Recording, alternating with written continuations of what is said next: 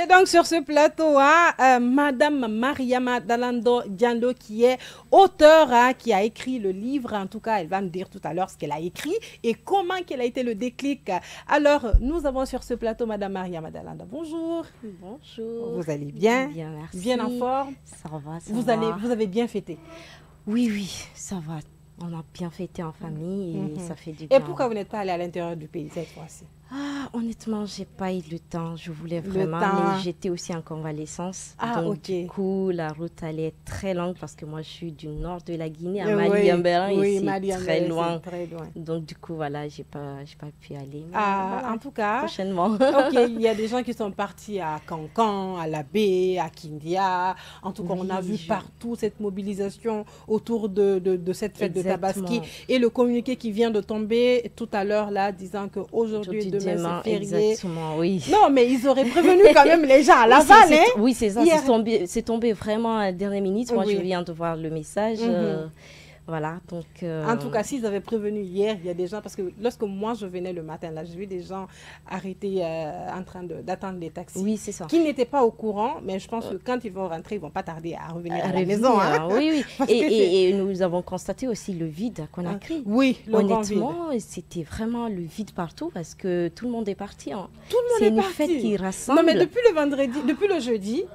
Lorsque nous, on quittait le plateau pour la maison, franchement, c'était complètement vide. Exactement. Et je me disais, oui, ça c'est... Oui, je pars là où l'habitude, je fais 1 heure du temps. Je faisais 30 à 40 minutes.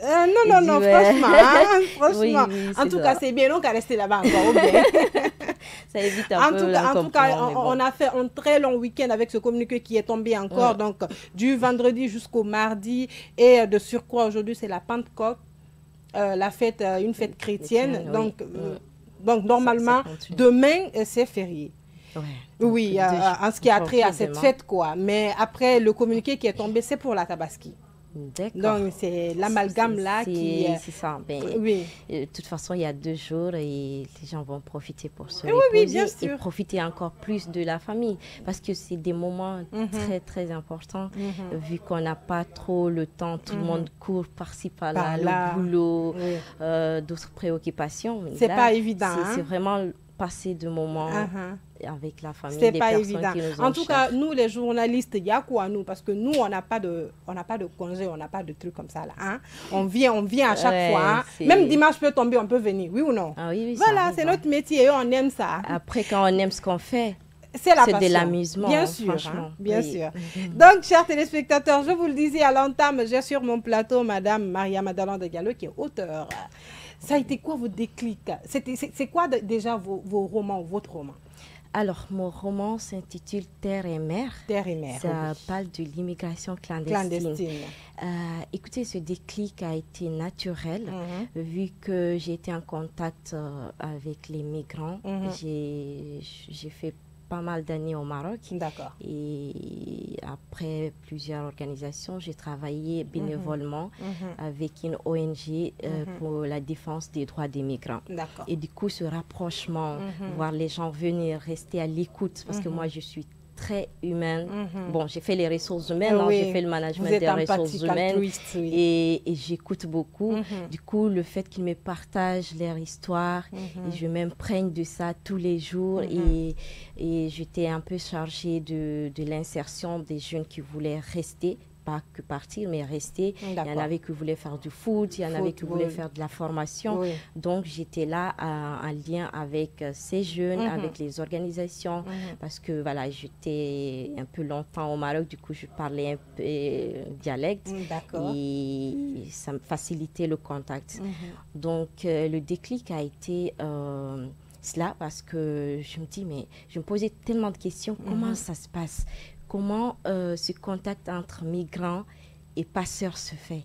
Comment ils ont l'idée de quitter, par exemple, la Guinée? Et puis, je ne sais pas, ce déclic qui est en eux, et se réveillent un bon matin. Et je vais partir. Et je vais partir. Ils ne sont pas préparés à Laval. Je ne sais pas. Il y a certaines personnes qui se préparent, qui se préparent une année. Parce que moi, j'avais un cousin là qui s'est préparé une année et puis il est parti un beau jour, on ne l'a plus revu. Exactement. Et voilà. Aujourd'hui, il a fondé sa famille là-bas. Heureusement pour lui. Oui, il y en a pour qui ça marche. Pour qui ça marche, il y en a pour qui ça devient vraiment un tombeau, quoi. Exactement. Oui. Donc, du coup, il y en a qui se préparent vraiment, qui mettent de côté, et il y en a qui prennent l'argent des parents, bien évidemment, et puis qui se cachent pour partir. C'est une fois que l'argent est terminé et qu'ils n'arrivent plus à continuer, qu'ils contactent les parents. Et en tant que parents, qu'est-ce qu'on peut faire devant un enfant? S'il y en a, on donne. Donc, du coup, parfois, ils sont retenus au Maroc, ils sont retenus en Algérie ou en Tunisie, où ils vont faire des boulots pour pouvoir s'en sortir en attendant le passage.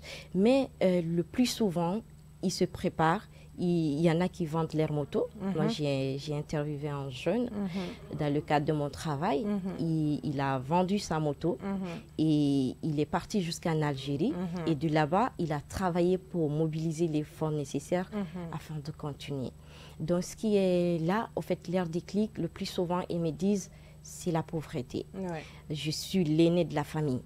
Il faut que je prenne en charge ma famille, voilà, je que vois la j'aide mes petits frères, ma maman, mon exactement, papa, j'ai perdu mon papa, ma maman s'est débrouillée toute seule et je dois l'aider.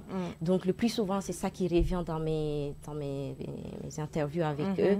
Écoutez, ça n'allait pas, j'ai abandonné l'école, ou bien afin de pouvoir subvenir aux besoins de la famille.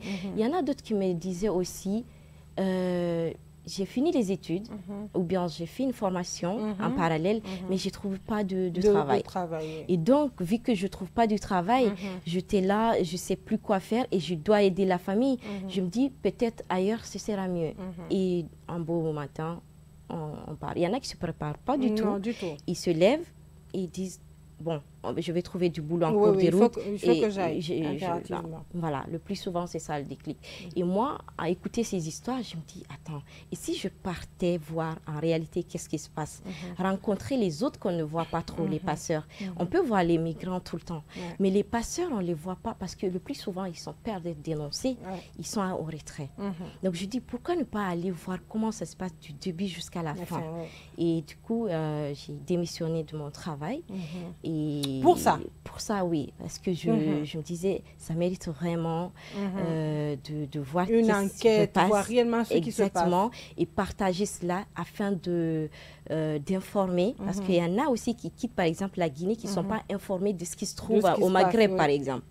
Ils pensent que tout est rose. On ne dit que la partie qui est belle. Exactement. On ne dit pas l'autre partie. Du coup, ils voient sur les réseaux, oh, mon ami, il est parti, soit il est au Maroc, tout va bien, soit il est en Europe, tout va bien, mais ils ne savent pas comment ça s'est passé jusque-là. Et pire, les gens qui sont là-bas aussi cachent. Exactement. Moi, j'ai toujours dit à ces jeunes, partagez la réalité. Dites ce qui se passe exactement. Ne dites pas que la belle face, montrer l'autre pile. Et du coup, à entendre ces histoires, je me suis planifiée, j'ai économisé et je suis partie suivre les migrants du Maroc jusqu'en Tunisie. Wow. Et j'ai rencontré pas mal de passeurs en route et aussi des migrants. Déjà, du Maroc, je suis partie avec un groupe, je les ai suivis, j'ai suivi leurs traces. C'est un roman témoignage direct et surtout c'est vraiment un témoignage direct. C'est pas un coup de fil qu'on vous a passé. Non, je suis allée vous êtes allé sur le terrain, ce qui est vraiment audacieux. Et j'ai vécu même certaines choses qu'ils ont vécues pour me mettre dans leur peau, exactement. Parce que bon, moi j'avais mes papiers, je pouvais être à l'écart et tout parce que c'est très très risqué, surtout en Algérie, en Tunisie, c'est très très risqué. Bon, le Maroc, j'avais ma carte de séjour, j'étais tranquille. Mais en Algérie, je n'avais pas de carte de séjour, j'étais de passage. Mais ils ne demandent pas qui est qui. Ils voient des étrangers, ils savent que tout le monde est venu pour traverser, ils ramassent tout le monde. Mais alhamdoulilah, ça s'est très bien passé. C'était très risqué ce que j'ai fait, mais je voulais le faire. Et je suis allée jusqu'au bout, je l'ai fait. Et c'est le résultat de terre et mer. D'accord. Ouais. Est-ce que vous, en parlant avec ces jeunes, est-ce que vous avez fait une sensibilisation? Comment ça s'est passé? Moi, je les ai écoutés surtout, parce que moi, je ne suis pas dans le jugement. Je ne suis pas aussi dans le côté de dire « va, ne va pas ». Moi, j'essaie d'écouter et j'essaie de retracer ce que j'ai vécu et ce que j'ai écouté, ce que j'ai vu. J'essaie de mettre ça en place pour dire que voilà, toi qui veux partir, tu peux lire mon livre. Maintenant, à travers cela, tu vas décider, est-ce que je pars? ou pas. Ou pas. Parce que moi, en tout cas, j'ai pas vécu, vous leur direz comme ça, j'ai pas vécu en tout cas tout le long du chemin, mais ce que j'ai vu déjà, c'est trop, et puis c'est poignant. Exactement, parce qu'il y a, derrière tout ça, il y a des morts. La mère a avalé beaucoup. J'ai rencontré une jeune dame guinéenne. Elle était traumatisée. Je l'ai rencontrée en Tunisie. Elle était traumatisée, je l'ai même hébergée quelques jours chez moi. Elle était hyper traumatisée parce qu'elle a perdu son fiancé et son enfant dans un naufrage.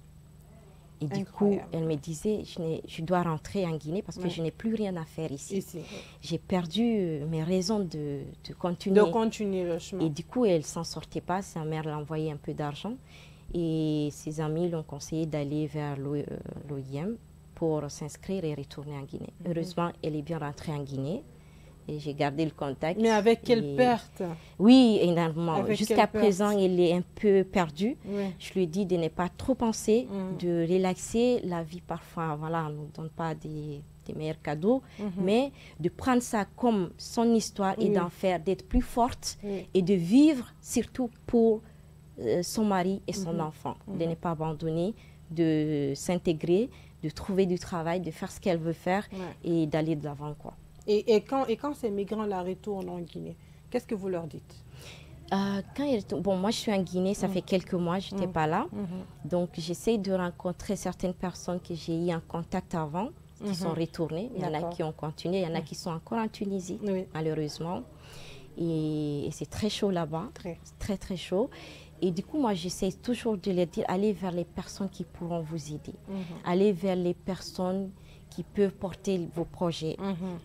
Moi, j'essaie de les sensibiliser comme pour le livre. Je sensibilise, j'informe. Et quand je rencontre des jeunes qui veulent partir, parce que maintenant, je suis un peu en contact avec les jeunes, je leur dis, écoutez, ce n'est pas toujours ce qu'on vous miroite ou ce qu'on vous montre qui est de l'autre côté. C'est ça. Essayez de faire votre vie ici. On peut réussir partout. Il suffit juste d'être... voilà, d'avoir voilà, des bons contacts, de la volonté et travailler. Surtout le travail. Surtout le travail. Voilà. Et ces jeunes qui se disent des fois, bon, il n'y a pas de travail, c'est pourquoi je migre. Non, il y a le travail. Il faut juste chercher. Il y a le travail, il faut chercher. C'est vrai que ce n'est pas évident parfois pour certaines personnes de trouver du travail, surtout ici en Guinée, parce qu'il y a une certaine catégorie qui monopolise aussi certaines opportunités. Et du coup, si tu n'es pas vraiment un bon contact ou je sais pas. C'est vrai que le bon contact, il aide rapidement en plus. Mais est-ce qu'on ne va pas mettre l'accent sur la formation aussi? Formation aussi. Bon, on a des jeunes aussi bien formés, qualifiés, mais ils n'arrivent pas à voir les opportunités. Moi, je dis toujours, essayez d'aller à la recherche. Ne restez pas là en disant que je veux du travail, je cherche du travail, mais essayez d'aller vers ces organisations pour dire que voilà ce que je sais faire. Donnez-moi la chance, je vais vous montrer ce que je sais faire. Essayez de vous former toujours en continu, la formation en continu. Moi, j'ai été formatrice en gestion des ressources humaines, en management de projets. Donc, je sais ce qu'on me ressort toujours. On n'a pas essayé d'actualiser toujours vos formations. Exactement. Ne restez pas sur « j'ai une licence ». Vous restez là.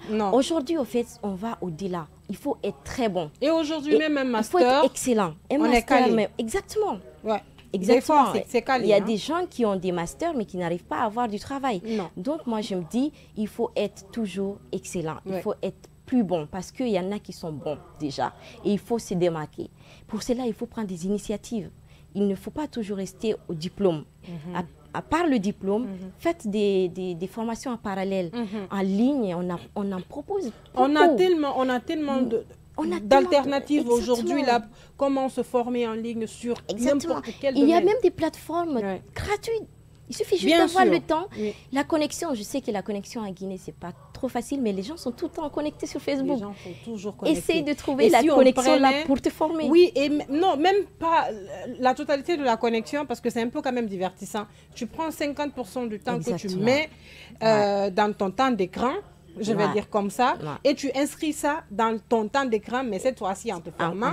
Franchement, on sera calé. Hein? Et là, tu actualises toujours tes compétences. Et dans le marché aujourd'hui, sur ce marché, on veut des profils nouveaux. Il faut toujours un savoir-faire nouveau. Donc, du coup, rester là à avoir un truc... pas actualisé, ça peut te faire aussi barrage. Donc, c'est certains conseils. Moi, je me dis, il faut toujours la formation tout au long de la carrière. D'accord. Et après, vous voyez les personnes qui disent qu'il n'y a pas de boulot. Peut-être que ces personnes n'ont pas cherché ou que ces personnes ne sont pas qualifiées. Ou comme vous le dites, peut-être que ces personnes, les personnes qui quand même trouvent le boulot ont un bras long.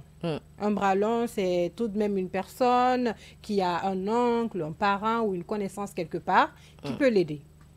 Et après, est-ce que ces jeunes, malgré qu'ils ne trouvent pas du boulot, est-ce qu'ils peuvent venir en Guinée, en tout cas se retourner pour être entrepreneurs? Et peut-être qu'à l'issue de ça, l'année prochaine, s'il y a par exemple 100 jeunes qui peuvent migrer, au moins avec lui, sa petite entreprise, il peut recruter 5 à 10 personnes et le taux va diminuer. Au lieu que ce soit 100 jeunes, ce sera maintenant 90 jeunes qui partent. Et si un autre Fodé aussi le fait, il va prendre 5 ou 10 jeunes, ça va le faire 80 jeunes. Vous ne pensez pas que c'est une bonne idée? Oui, oui, bien sûr, ça peut résoudre, ça peut amener à mettre en place des séances, bien sûr, qui vont aboutir à réduire le taux de chômage. Mais c'est des propositions. C'est pourquoi moi, je dis qu'il faut toujours proposer un agenda aux décideurs. On peut, en groupe, prendre la parole, écrire et proposer. Parce que nos décideurs aussi ont besoin de nous. Ils peuvent pas, on a quelque chose à apporter. C'est ce qu'en fait, il faut toujours dire, qu'est-ce que je peux apporter? Pas, attendre toujours qu'il faut être actif, pas toujours passif. Donc, on peut faire des agendas de propositions et donner aux décideurs et ils vont mettre ça en plan d'action. Ce serait important, oui. Et aujourd'hui, quel est l'impact de votre roman? Alors, mon roman, qui va sortir sûrement avant la fin de ce mois, c'est surtout... vise les jeunes. C'est vrai que les parents aussi, mais surtout les jeunes, parce que c'est ces jeunes qui sont sur cette voie. Les parents, ils peuvent lire ce roman et avoir un dialogue avec leurs enfants. Parce que je me dis, nos parents doivent avoir le dialogue avec nous. Je remarque toujours dans la société africaine, la plupart du temps, on ne s'ouvre pas avec nos enfants. Du tout. Donc, les enfants se cachent pour faire des choses. Et si on ouvre le débat entre parents et enfants, ça va réduire vraiment ce taux de départ. Et surtout, des fois, c'est de l'incompréhension seulement. Exactement. Il faut juste discuter avec les enfants. Demander qu'est-ce qu'ils veulent faire. Et surtout leur dire ce qu'on pense, parce que les parents sont toujours expérimentés. Et il faut écouter les enfants, quelles que soient les idées qu'ils ont, il faut les écouter. En sortira bien sûr des bénéfices. Soit ils vont comprendre après discussion, après dialogue, soit vous allez les amener à prendre d'autres décisions en changeant ce qu'ils ont comme idée préconçue. Donc, privilégier le dialogue, la communication, que ce soit dans les espaces écoles, que ce soit en famille, il faut toujours, c'est pourquoi je me dis, quand le livre va sortir, je vais aller en contact encore plus avec les jeunes dans les écoles et ouvrir le débat avec les parents également. Donc, ça va être un impact surtout sensibilisation, information et voilà, c'est vraiment le but. En tout cas, en ce qui a trait à la sensibilisation et l'information, je pense que c'est vraiment important. Vous avez parlé tout à l'heure, c'est comme si la communication chez nous était un tabou. Exactement, on n'en parle pas trop. Et les parents aiment souvent imposer aux enfants ce qu'ils doivent faire que de les écouter. Il faut beaucoup de l'écoute. Moi, je me dis, il faut beaucoup de l'écoute. Moi, à la base, je suis une personne qui écoute beaucoup. Et il faut écouter parce que quand tu écoutes, moi j'ai écouté, j'ai tellement d'histoires encore qui sont dans ma... Tellement d'histoires, j'ai pas tout écrit. J'ai pas écrit toutes ces histoires rencontrées, tous ces événements vécus parce que j'en ai écouté vraiment avec attention. Je me dis oui, franchement, on a de quoi faire. Et j'espère, après la sortie du livre, aussi rencontrer des personnes qui sont dans ces sphères, c'est-à-dire qui sont dans les ministères des Affaires étrangères, parce que j'ai rencontré, bien sûr, les représentants au niveau des ambassades, que ce soit au Maroc, en Tunisie. Et j'espère en Guinée aussi, je vais rencontrer des personnes qui sont dans ces sphères afin d'en parler, ouvrir le débat et aller à la rencontre de ces jeunes. Et mais vous savez, il y a eu plein de campagnes de sensibilisation autour de la migration clandestine, des films qui sont sortis, des romans écrits, des histoires relatées. Mais à chaque fois, on trouve quand même qu'il y a toujours cette motivation. Qu'est-ce qu'il faut faire? C'est très compliqué. Vous savez, l'immigration, ça ne date pas d'aujourd'hui. Hein. Non, ça ne date pas d'aujourd'hui. C'est vraiment de l'Antiquité. L'homme a toujours migré. Oui. Mais je pense qu'on peut changer la méthode que nous employons déjà, communiquer et tout, mais surtout parler avec les personnes qui sont cibles, c'est-à-dire les inviter au débat. Parce que là, les personnes concernées. Exactement. Parce que là, je pense, on parle à leur place. Oui. Et ça ne peut pas marcher comme ça. Qui de mieux pour raconter son histoire que soi-même? Exactement. Voilà. Donc, il faut qu'on les invite au débat, pas parler à leur place. Il faut qu'ils assistent, qu'ils nous disent à cœur ouvert qu'est-ce qu'ils veulent, qu'est-ce qu'ils ont vécu et qu'est-ce qu'on peut faire. Je pense, moi, c'est l'approche que je peux vraiment conseiller, qu'on les invite au débat, qu'on parle avec eux. Et peut-être que si ces victimes-là sont même le cœur de la sensibilisation, je pense que ça peut aller. Exactement, parce qu'ils ont besoin d'être écoutés. Exactement. Moi, quand je passe en interview avec ces personnes, ils me disent « Merci, madame, de nous avoir écoutés. J'en avais envie. » Et ça me va tellement au cœur, droit au cœur. Je me dis, mais c'est une mission réussie. Le fait que la personne me remercie de l'avoir écouté, d'avoir compati et compris. Dans son entourage, peut-être qu'il y a eu incompréhension. La famille n'a pas écouté. Les amis n'ont pas écouté réellement ce qu'ils ressentaient. Et ils sont stigmatisés après, quand ils sont revenus, quand ils se retournent en Guinée, ils sont stigmatisés. Il y en a qui, l'entourage, ils disent que c'est des échecs. Mais attendez, quelqu'un qui est parti sur justement, et le cas de la femme, par exemple, qui a perdu son mari et son bébé, quand elle va se retourner en Guinée, elle n'a pas pu traverser. Exactement. On va dire à cause de ton entêtement. Tu as perdu, justement, tu as perdu les personnes qui te sont chères. Donc déjà, si ce n'est pas une famille compréhensive, c'est une famille qui met la pression, on va te mettre à l'écart. Et il m'a dit, heureusement, sa maman, parce qu'elle a perdu son papa, mais sa maman est vraiment là avec la famille. Mais la société, il y en a toujours qui vont juger. Elle dit qu'elle s'en fiche de cela, mais vu que sa famille la porte, la soutienne, elle me dit ça va. Et c'est ça qu'on cherche. Une famille à l'écoute, une famille qui écoute, qui épaule. On a besoin de cela. Surtout quand la personne retourne. La personne a vécu tellement de choses.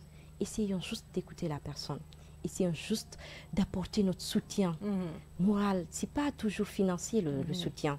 Même serrer la main d'une personne, faire du câlin à une personne. C'est un soutien. C'est énorme déjà. C'est énorme. Il faut qu'on arrive à intégrer cela. Ayons vraiment la sympathie. La sympathie, la compassion. C'est que il faut compatir à la douleur de la fait personne. Du bien. Ça fait vraiment du bien. Ça fait vraiment du bien. Ça fait du bien, oui. Donc, parlant donc de l'emploi des jeunes, on dit souvent il faut créer aussi de l'emploi. Il ne faut pas croiser ses bras. Exactement, on en a besoin. On en a vraiment besoin. Des entrepreneurs. C'est vraiment, quand on voit, par exemple, à l'étranger, ou bien même nos voisins là, même en Guinée, je remarque, il y a beaucoup maintenant de start-upers. Oui, il y a beaucoup de start-upers. Et ça, c'est vraiment à encourager. Parce que tout le monde ne peut pas être employé. Il faut parfois que toi, tu sois employeur. En créant de l'emploi, tu peux employer plusieurs jeunes. Et surtout, on ne minimise pas les petits projets. Exactement, c'est très important. Oui. On a vu tellement d'organisations autour de comment faire pour accompagner ces jeunes entrepreneurs. Par exemple, une personne qui ne fait que du bissap. Vous pensez que c'est que du bissap. Mais ce n'est pas que du bissap.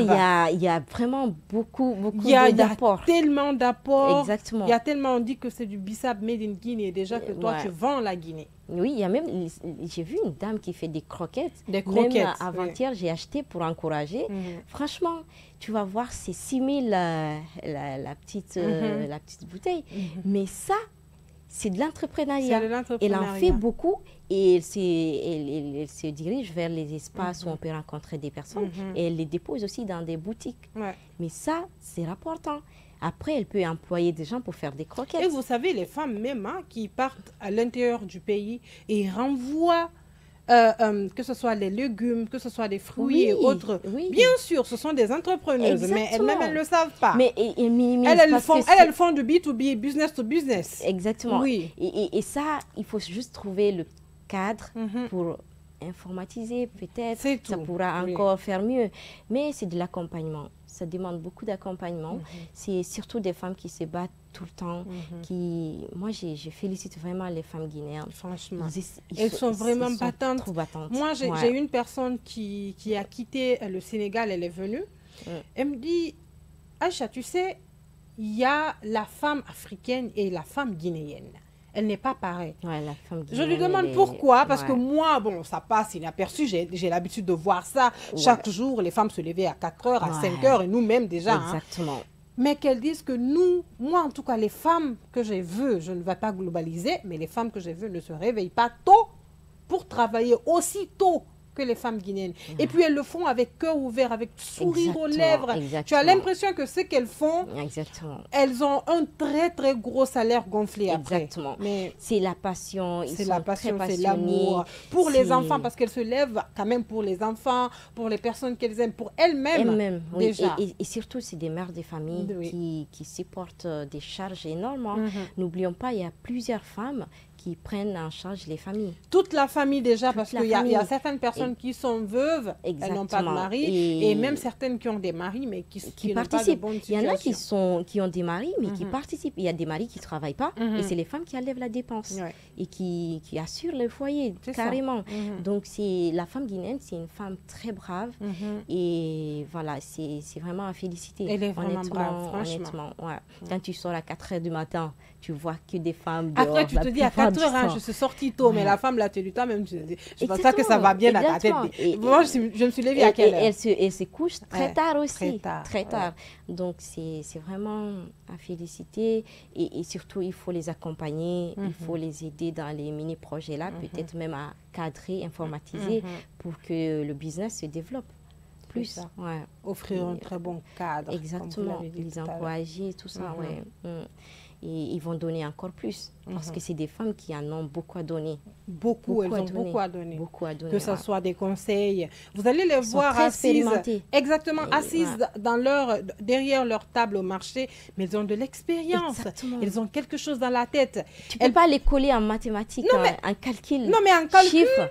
Non. Tu ne peux pas. Moi, quand je viens acheter quelque chose, ils me disent, oui, vous avez pris ça et ça, ils te calculent sans calculatrice. Et ça m'étonne, ça m'épate. Mais moi, je te jure que jusque là où je suis, je ne peux pas aller au marché sans écrire les ingrédients. Même si ce n'est que 5 ingrédients. Moi, j'écris toujours aussi. Je ne peux pas, en fait. Je n'ai pas cette capacité de rétention aussi bonne que ces femmes. Elles sont trop douées. Je vous jure, je connais une tante à Lambagny, tante Mami, je lui fais déjà coucou. C'est une très brave dame. Cette dame, moi, je ne fais que l'appeler. Je l'appelle pour 1020 ingrédients. Bon, il faut me garder ça.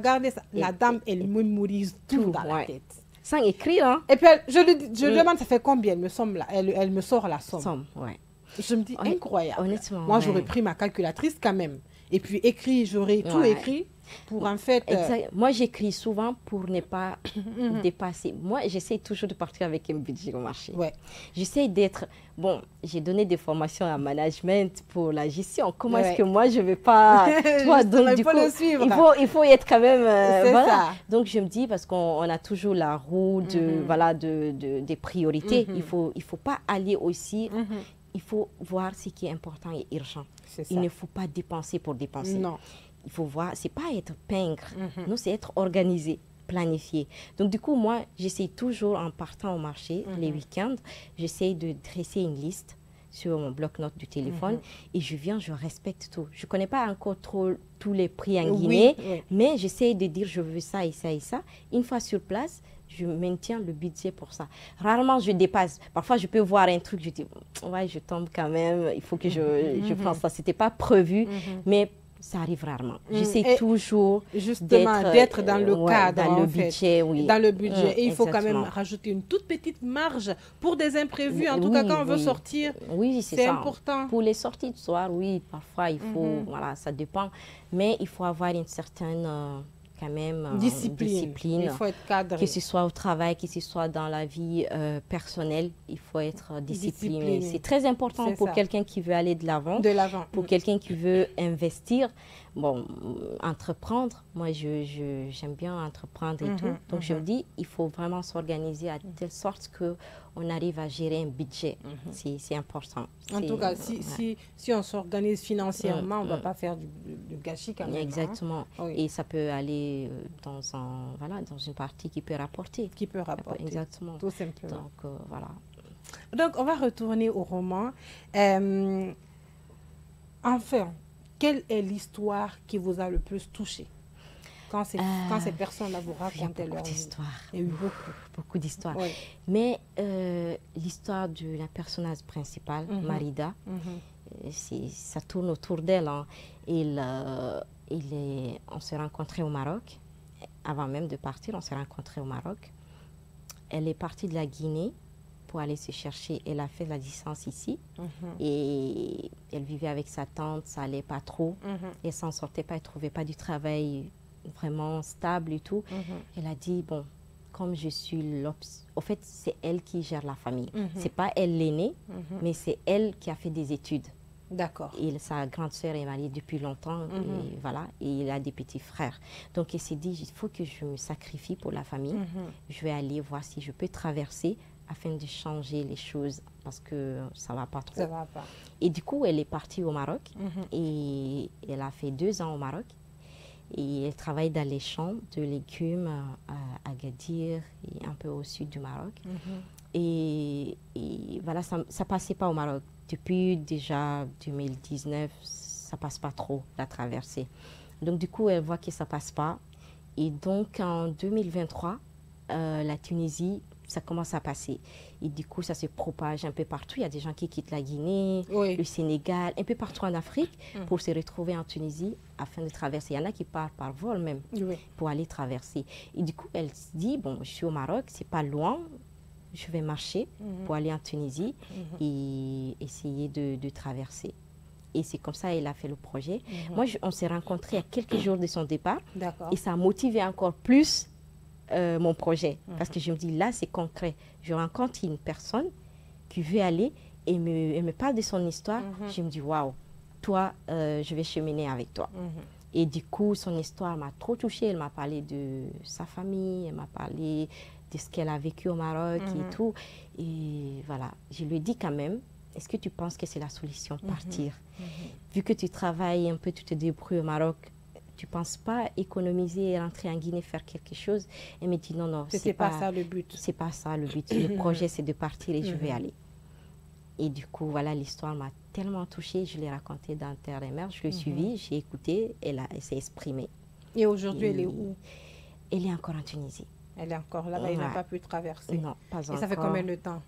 Alors moi, j'ai quitté la Tunisie au mois de fin septembre. D'accord. Et je l'ai laissé. Et moi, j'ai décidé de rentrer. De toute façon, j'avais écrit déjà, j'avais presque fini le livre. Et quand je suis rentrée en Guinée, c'était des corrections. Et parce qu'en Guinée, le rythme est tellement intense, j'arrive pas trop. Moi, d'habitude, j'écris la nuit. Je suis bien tranquille la nuit pour écrire. Heureusement, en retournant en Guinée, j'avais déjà fini vraiment la grande partie d'écriture.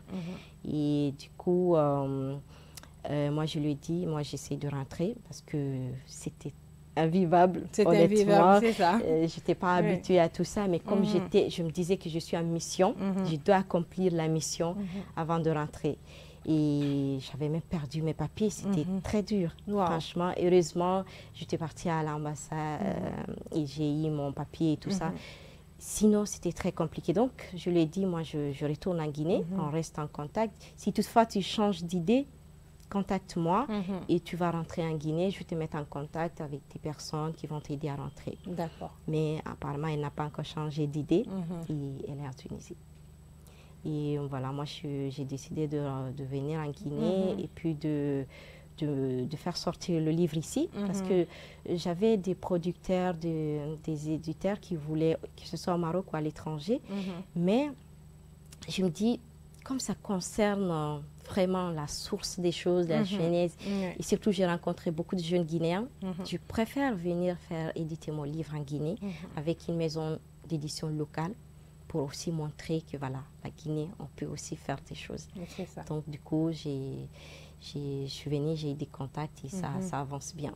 Ça, c'est super. Voilà. Et est-ce qu'un moment, parce que vous, quand même, vous avez été audacieux, je vais le redire, de quitter votre point A jusqu'à aller voir réellement ce que les gens là vivent. Et vous avez une preuve, pas par téléphone, mais une preuve que vous avez vécue. Est-ce qu'à un moment donné de votre vie, vous avez eu peur et c'était à l'occasion de quoi? Oui, j'ai eu peur à plusieurs reprises. Surtout quand j'étais à Sfax. Sfax, j'habitais Sfax au début, mais Sfax, c'est une ville où il y a trop de subsahariens. Et du coup, la police est tout le temps là, aux aguets. Oui. Et du coup, j'ai eu toujours peur qu'on me refourre au désert et que je dois marcher pour revenir. Parce que ça me faisait peur. Ou bien qu'on me mette en prison. Parce que je sais qu'il y en a qui sont en prison. Et que je n'ai pas de contact de ma famille. Parce que bon, tout ce périple-là, j'étais pas en contact avec mes parents. J'ai gardé juste le contact avec ma grande sœur et mon petit frère parce que je voulais pas mettre mes parents trop... C'était trop risqué.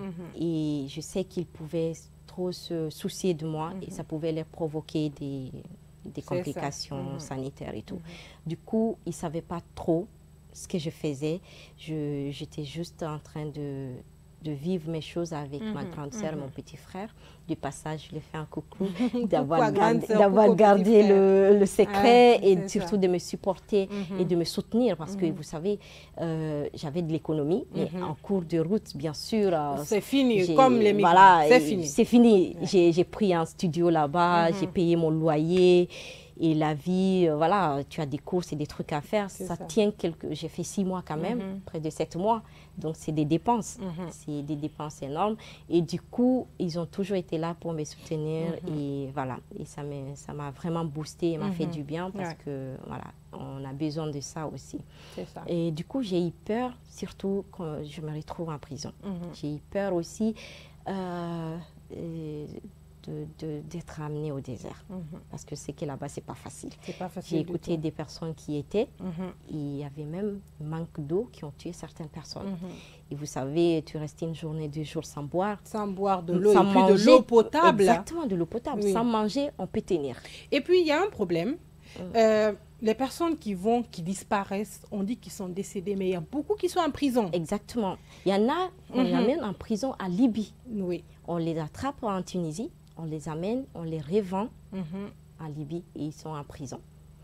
Il y en a, les familles pensent qu'ils sont décédés et tout, mais ils sont en prison, soit en Tunisie, soit en Algérie, soit en Libye. Ils ne sont pas décédés, ils sont en prison. Et ça peut prendre des mois. Il y en a même qui peuvent rester des années sans donner de nouvelles.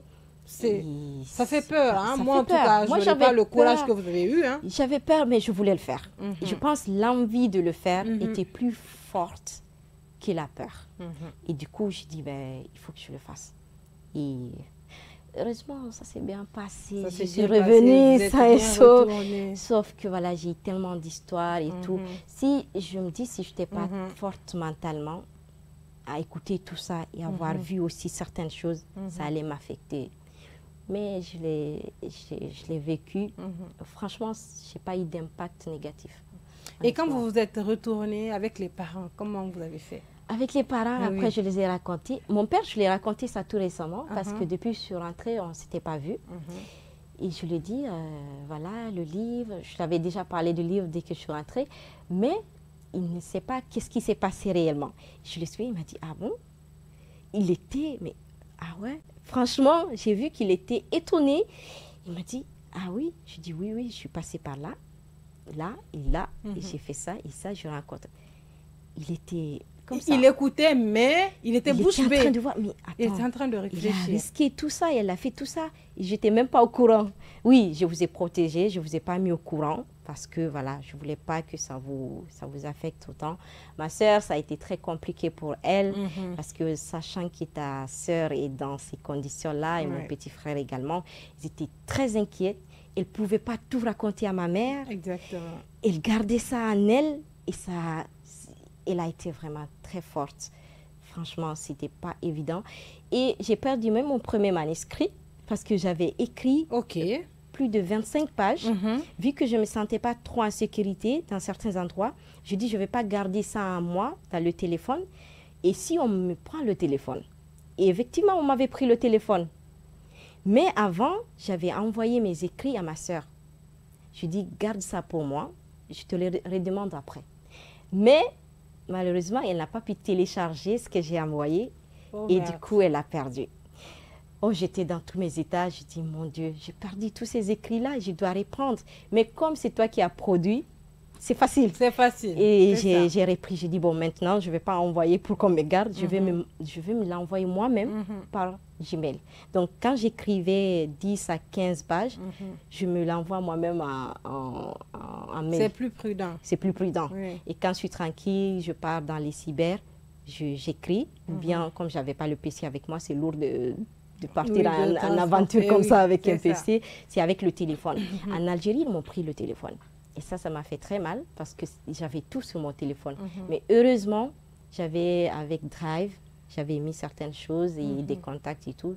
J'ai récupéré une partie et j'ai perdu une autre partie. Mais j'avais peur aussi qu'on me prenne tout ça. Ou bien qu'on me dise, tu es là en tant que journaliste, ou bien tu es là à enquêter.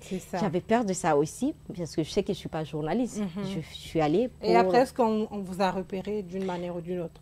Non, parce que certaines migrantes aussi pensaient que je suis là pour traverser. D'accord.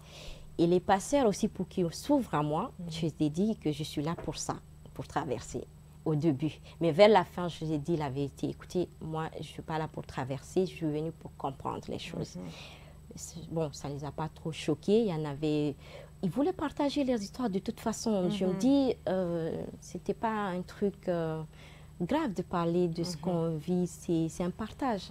Mais il y a certains passeurs quand même qui ne voulaient pas être démasqués et tout. Bon, dans le livre, je n'ai pas dit leur nom, ni voilà, mais ils vont se reconnaître. Oui, mais leur histoire quand même est passée. Est passée, donc ils vont se reconnaître. Il y en a un passeur quand même qui voulait me parler à cœur ouvert, mais je n'ai pas à mettre son nom, ni voilà, ses origines. Et j'ai respecté cela. Vous êtes allé, ça fait combien de temps lors de tout ça? Tout ça s'est passé en 7 mois. 7 mois. 7, ouais. Ok. Il y a de cela, disons, 8 mois. Qu'est-ce que vous diriez à la personne, hein, à Mariama Dalanda d'il y a 8 mois? Je vais dire que tu as pris trop de risques. Oui. Parce qu'avec recul, quand je suis rentrée en Guinée, je me suis posée, j'ai dit, ah oui, est-ce que c'était vraiment moi, tout ce trajet-là? Je dirais à Mariama Dalanda, tu as pris trop de risques. Tu aurais pu perdre la vie, tu aurais pu être emprisonné, tu aurais pu emmener au désert et ça allait affecter tes proches et ta famille. Voilà. Avec recul, je lui dirais, tu as pris trop de risques. Trop de risques, en tout cas. Ouais. Mais courage, parce que c'est vraiment impressionnant ce que vous avez fait. Merci. Franchement. Merci. En tout cas, voilà. Oui. En parlant du livre, je voulais aussi parler de 2 personnes qui m'ont donné ce goût déjà pour la lecture à la base et surtout pour l'écriture. Je vais dire mon papa. Depuis l'école primaire, j'aimais trop la littérature, les lectures, les lettres, les mots. Et mon père m'a toujours encouragée dans ce sens en m'achetant des livres. Et du coup, c'était vraiment passionnant d'aller sur ce chemin. Et après cela, j'ai rencontré Nadine Barry. Peut-être que vous la connaissiez, elle est décédée maintenant, à son âme, qui est écrivain aussi, qui était voilà, fondatrice de Guinée Solidarité. Elle a beaucoup fait pour la Guinée, les Guinéens. Et on s'est rencontrés au fait, le hasard fait les choses, mais après, on dit des bonnes choses. Oui. Parce qu'elle est partie à Mali. Moi, je suis de Mali en Bénin. J'ai fait mes études primaires et secondaires. Elle est partie à Mali. Elle a aimé Mali. Et elle a même construit une maison à Mali. D'accord. Et quand elle est venue, elle sillonnait la ville. Elle est rentrée dans une cour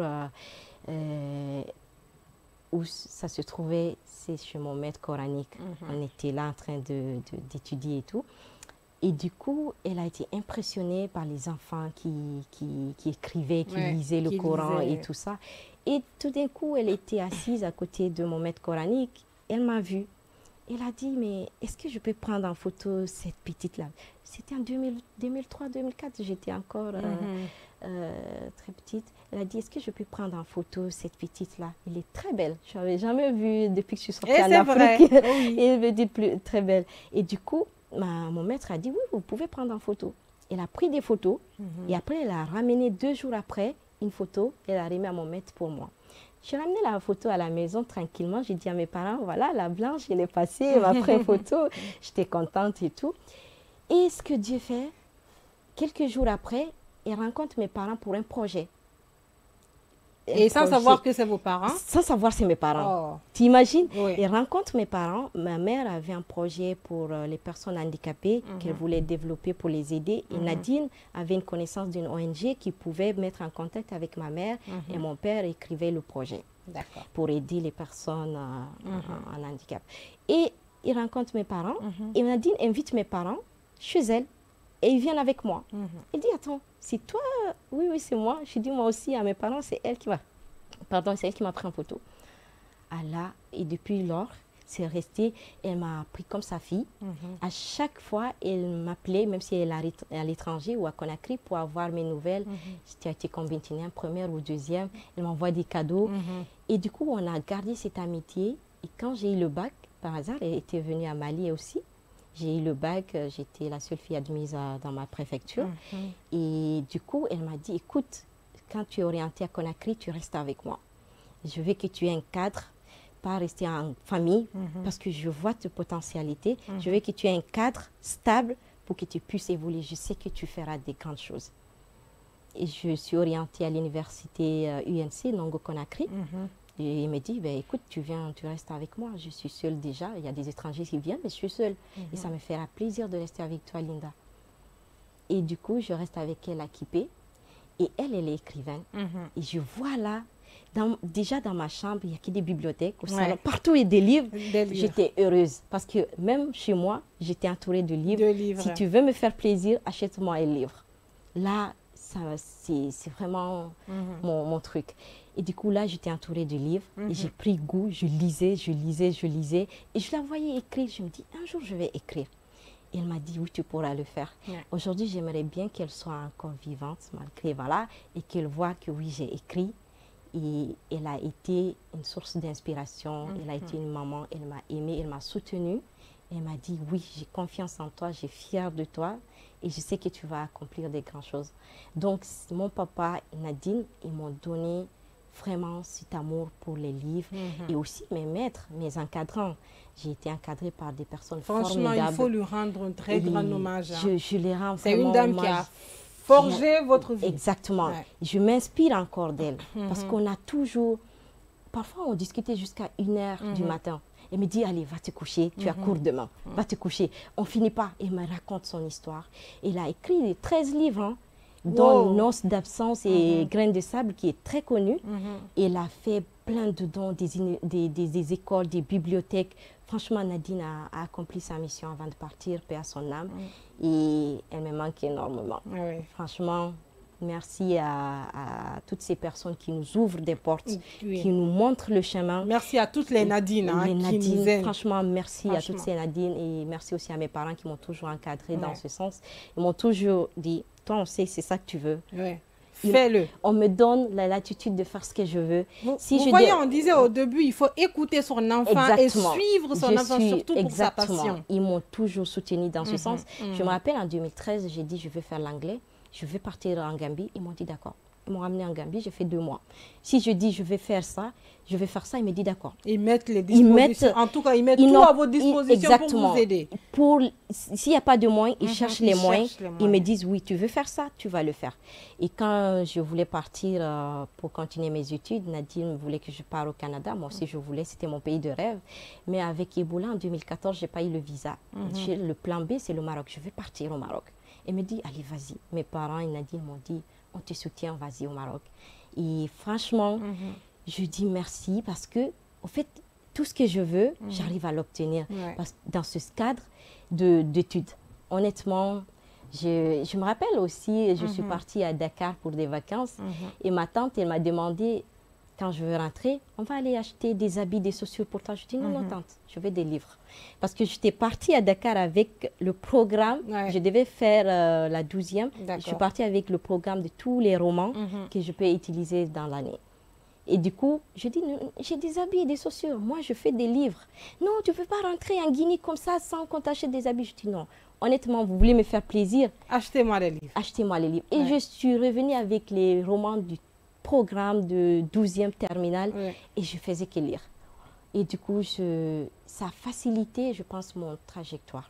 C'est vraiment lié de remercier toutes ces personnes qui ont été là et qui m'ont soutenue dans ce que je voulais.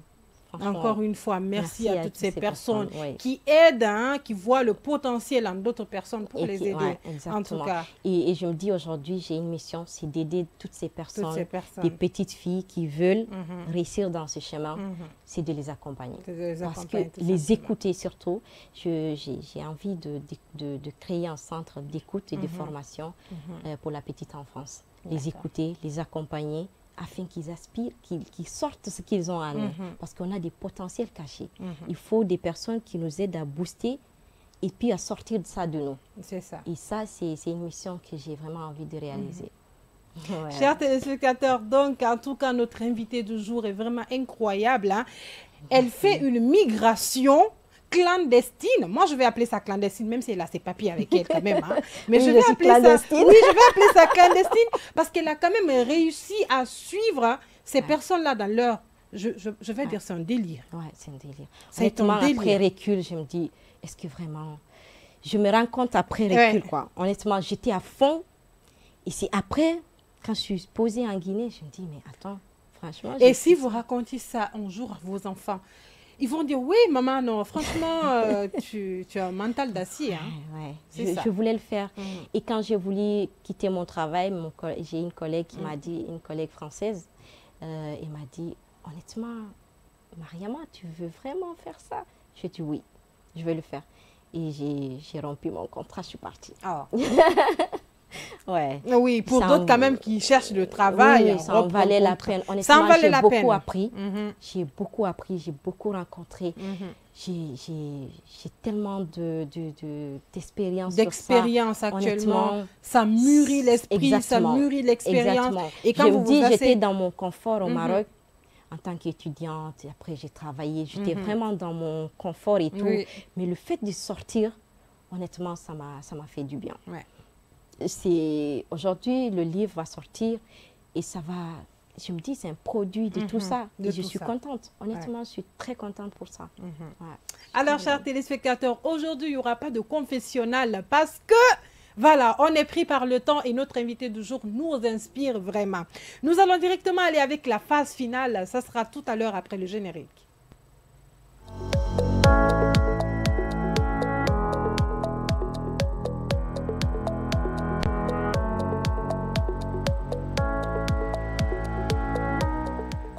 La phase finale donc pour notre invité du jour, Madame Mariama Dalanda Diallo, qui est auteure de Terre et Mer. Oui, c'est ça. Terre et Mer, déjà, c'est quoi? Pourquoi Terre et Mer? Terre et Mer. Au fait, quand j'ai fini d'écrire le livre, avant de finir le livre... C'est là que vous avez trouvé le titre. C'est toujours comme ça, le plus souvent. Au début, je ne l'avais pas. Non. C'est avant de terminer, ça m'a tiqué. Je dis oui.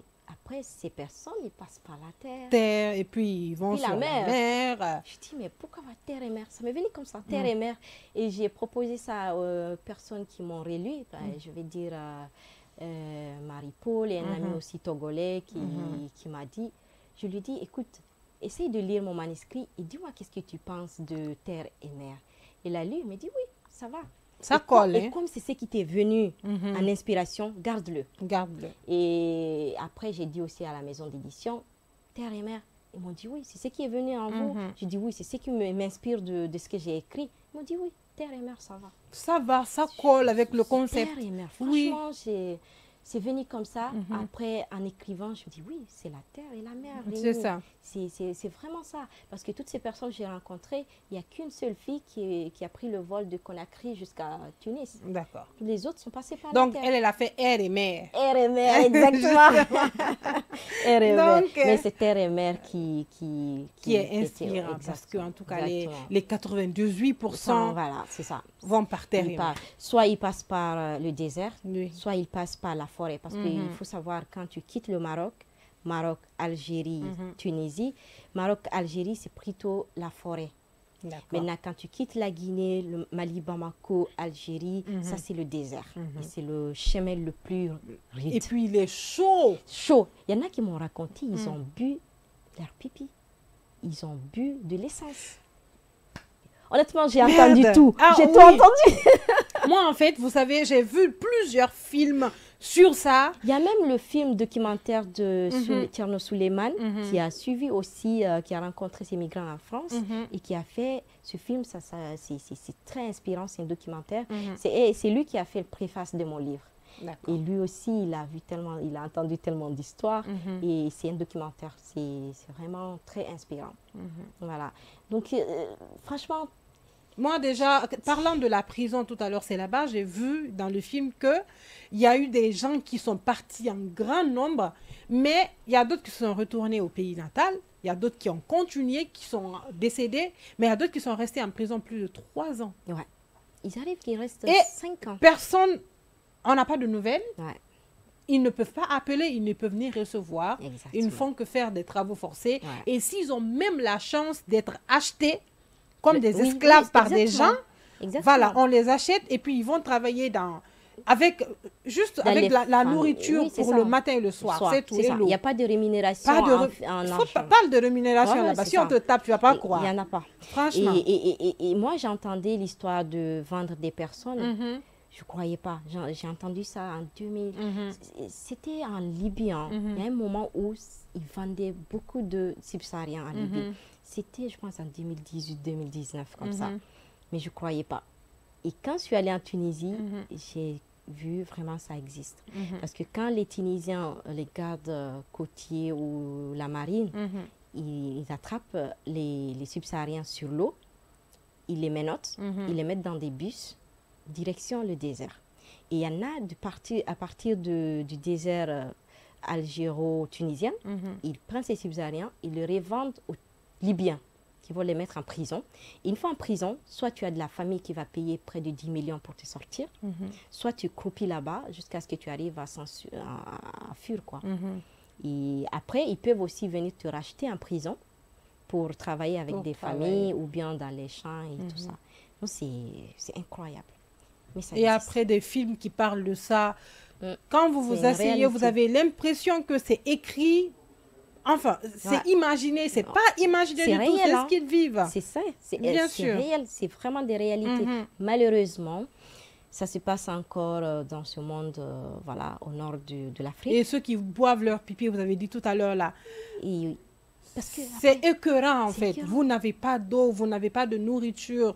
Il faut ça pour vivre. Et vous savez, le désert, le désert algérien, c'est vraiment... Je pense que c'est à perte de vue. C'est à perte de vue. Et après l'Algérie, tu arrives en Tunisie. Et non, Mali, Algérie, je veux dire, ça s'étend, c'est hyper long. Et entre ça, vous avez des morts en route.